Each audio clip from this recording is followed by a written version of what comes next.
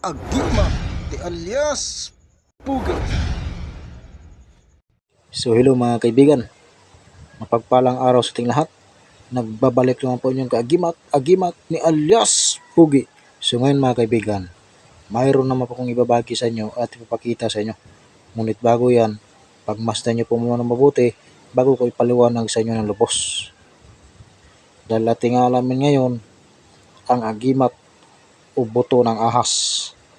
So yan pong ating alamin ngayon kung gaano po yan katotoo, kung ano ang bisa o bertod. So ngayon, kung interesado po kayo, panoorin niyo po ito hanggang sa pagtapos sa video na ito. So now, what are you waiting for?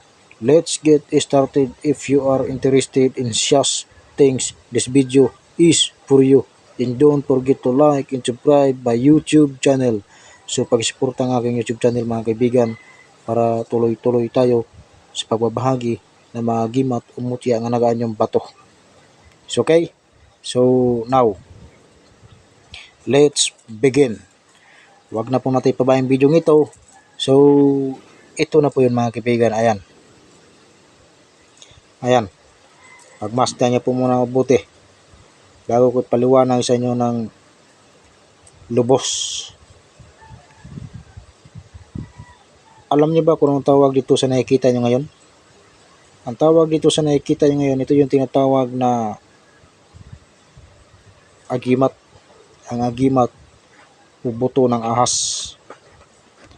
So ngayon, ang bisa po nito, ito po ay lakas at bilis at liksi ng pangangatawan at pangontra sa mga klase-klaseng mga usog, barang, mga palipad hangin o kulam. So kahit anong uri ng mga kulam dyan, pag meron po kayong ganito, ay hindi po kayo maaring tablan. Dahil ito po ang nagsisilbi sa inyo ng proteksyon.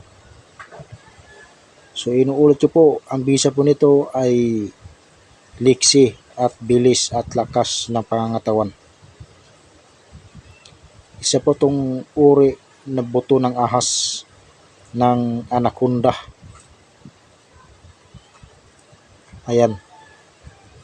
Pagmasdan niyo po muna mabuti bago ko tapusin ang video ito. Ayan. Buto po yan mga kaibigan, buto. Buto po ito ng ahas na ginagawang sinturon. Ayan o. Ayan o. Ayan. Ayan. Ayan. So, hindi ko na pabayang video ito. Kung nagustuhan niyo pong video ito, times up naman po dyan. So,